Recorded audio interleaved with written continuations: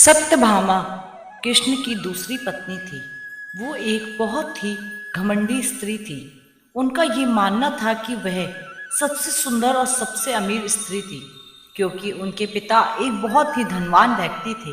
तो सत्यभामा जितने और रत्न और आभूषणों और संपत्ति चाहती थी, वो सब उनके पास थी। स्वाभाविक रूप से घमंड उनकी एक बहुत बड़ी समस्या थी। एक बार कृष्ण के जन्मोत्सव के अवसर पर सत्यभामा ने सोचा कि सबको दिखाएगी कि कृष्ण को कितना प्यार करती है। तो उसने तय किया कि वो कृष्ण के वजन जितना सोना शहर के लोगों में बांटेगी। इसे तुलाभार कहते हैं। ये मंदिरों में होता है। लोग एक बड़ी तराजू में अपने वजन के बराबर का मक्खन, घी, चावल या कुछ रख कर वो चीज लोगों में बांटते हैं। चावल, नमक डाला या सोना, वो कुछ भी आप दे सकते हैं, जो देना चाहें। ये प्राचीन परंपरा हमारी संस्कृति का हिस्सा है। सत्यभामा ने तुलाभार की व्यवस्था की। लोग बहुत प्रभावित हुए, पर कृष्ण पर इस बात का कोई असर नहीं हुआ।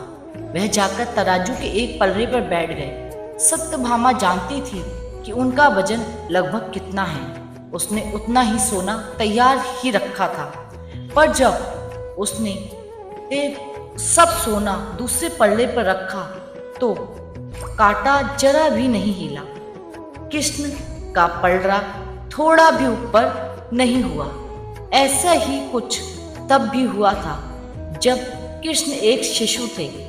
एक राक्षस उन्हें ले जाने लगा।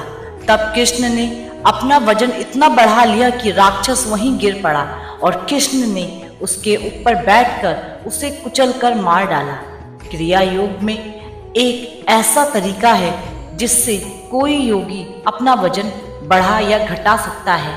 ऐसी बहुत सी कहानियां हैं कि ऐसे योगी भी थे जो पहाड़ की तरह भारी हो जाते थे। तो इस बार कृष्ण ने अपना वजन बढ़ाकर तराजू में बैठ गए। सत्यभामा ने उतना सोना दूसरे पल्ले में रख दिया था जितना उनके हिसाब से कृष्णा का वजन था, पर कुछ नहीं हुआ।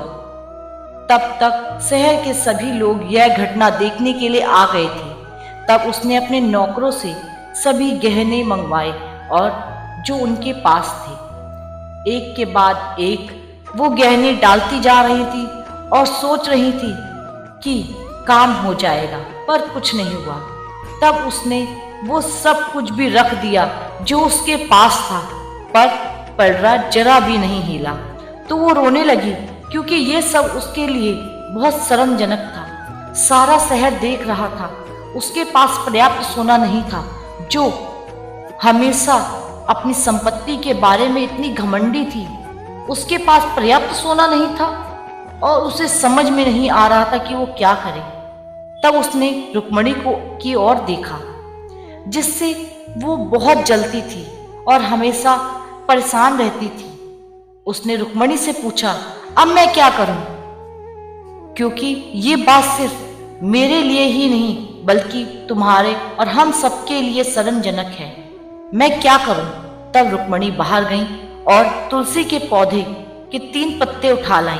जैसे ही तुलसी के पत्ते उसने तराजू के दूसरे पलड़े पर रखे, कृष्ण का पलड़ा तुरंत ही ऊपर आ गया। ऐसी और मोटिवेशनल स्टोरीज के लिए हमारे चैनल को सब्सक्राइब जरूर कीजिएगा। आज के लिए इतना ही। धन्यवाद।